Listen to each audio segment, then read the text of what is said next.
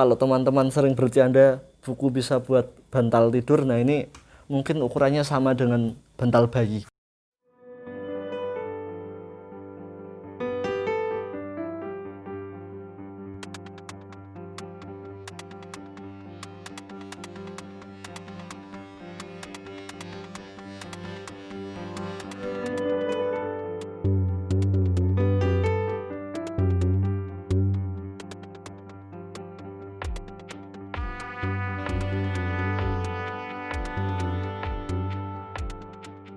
Halo YouTube, halo teman-teman semuanya, kembali lagi di kanal Sabda Desa di sesinya Astra.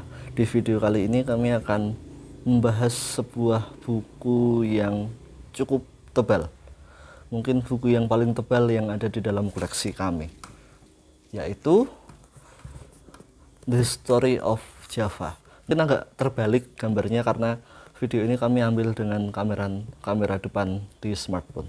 Buku ini ditulis oleh Thomas Stamford Raffles. Beliau adalah seorang gubernur jenderal Inggris yang pernah bertugas di Indonesia. Mungkin kalau orang awam mendengar nama Thomas Stamford Raffles akan teringat dengan peninggalan beliau, yaitu penemuan terhadap bunga bangkai raksasa atau kebun raya Bogor. Tetapi ini adalah salah satu peninggalan tulisan dari seorang Thomas Stamford Raffles. Buku ini sangat tebal, ini dimensinya tebal segini, panjang dan lebarnya segini. Jumlah halaman 906 halaman dengan dimensi buku yang besar, dan buku ini sebenarnya terdiri dari 2 jilid, yaitu jilid 1 dan jilid 2. Jilid 1 itu lebih ke uraian atau teks begitu, dan di jilid 2 itu ada tentang lampiran-lampiran, ada data-data, ada kemudian foto, ada naskah-naskah kuno begitu. Tetapi di edisi yang akhir-akhir ini muncul seperti yang buku ini sudah dijadikan satu. Jadi jilid 1 dan jilid 2 sudah dijadikan satu. Kalau bicara tentang isi sekarang, buku ini mengulik Jawa dari berbagai sudut pandang. Ada sudut pandang kebudayaan, ada sudut pandang politik, ada sudut pandang sejarah, kepercayaan begitu, yang terbagi menjadi 9 bab yang cukup banyak pembahasannya. Bab di dalam buku ini sendiri berbeda dengan buku-buku yang ada pada umumnya, karena di dalam buku ini bab-babnya disusun berdasarkan kumpulan-kumpulan tema. Jadi tidak satu tema pokok, tetapi banyak tema yang kemudian digabungkan menjadi satu bab tertentu begitu. Lalu kemudian kalau kita bicara secara konten lagi, seperti yang tadi sudah kami sampaikan, buku ini adalah gabungan dari bab 1 dan juga bab 2.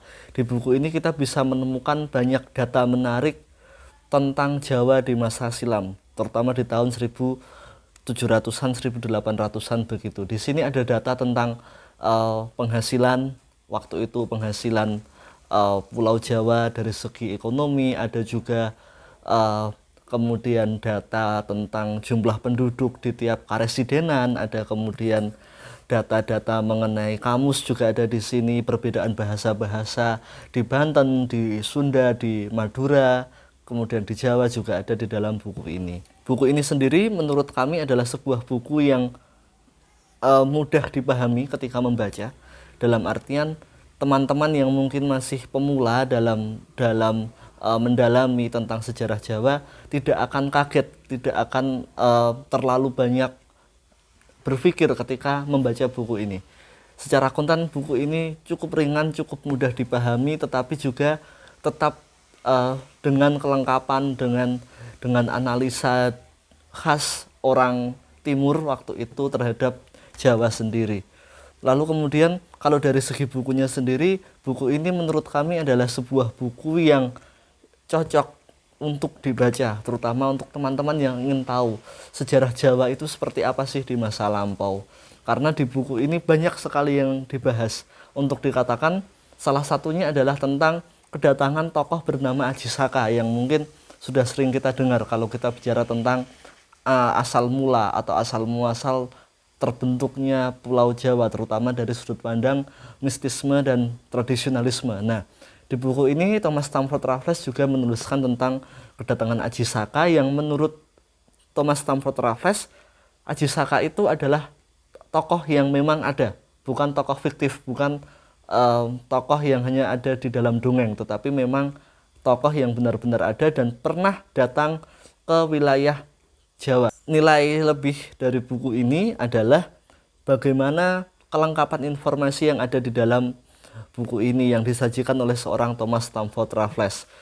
Kalau kita bicara tentang buku-buku yang membahas tentang sejarah Jawa, buku ini rasanya adalah buku yang sangat lengkap atau mungkin cukup lengkap untuk dibaca, untuk dipahami, untuk mengetahui bagaimana perkembangan, bagaimana adat istiadat, bagaimana kehidupan orang-orang Jawa, masyarakat Jawa di masa silam. Buku ini sendiri juga membahas tentang peradaban kerajaan-kerajaan yang pernah ada di Jawa, mulai dari masa Hindu-Buddha, lalu kemudian di awal masa peradaban kerajaan yang berbasis Islam. Jadi buku ini adalah buku yang cukup menarik, cukup penting, dan juga cukup lengkap untuk dibaca, untuk mengetahui bagaimana kehidupan Jawa di masa lampau. Dan mungkin ada teman-teman yang bertanya, tetapi kan ini buku ditulis oleh orang Timur yang notabene adalah penjajah waktu itu. Ya memang betul, memang buku ini ditulis oleh seorang Thomas Stamford Raffles yang kalau kita ingin mengeneralisasi untuk mengatakannya, iya, dia adalah penjajah. Tetapi sekali lagi buku ini mempunyai kelengkapan, mempunyai data, mempunyai konten yang sangat menarik untuk dibaca, yang sangat berharga untuk kita ketahui, dan mungkin akan sangat sulit menemukan konten-konten serupa di buku lainnya, terutama di buku-buku yang ditulis oleh orang-orang Indonesia di masa sekarang. Ini akan sangat sulit. Bayangkan saja, ini membahas tentang Jawa, hanya tentang Jawa, dan tebalnya segini. Ini adalah buku yang sangat tebal. Kalau teman-teman sering bercanda buku bisa buat bantal tidur, nah ini mungkin ukurannya sama dengan bantal bayi. Begitu dulu video dari kami kali ini tentang buku The Story of Java yang ditulis oleh Thomas Stamford Raffles. Terima kasih bagi yang sudah menyaksikan. Sampai jumpa di video-video selanjutnya. Tabik.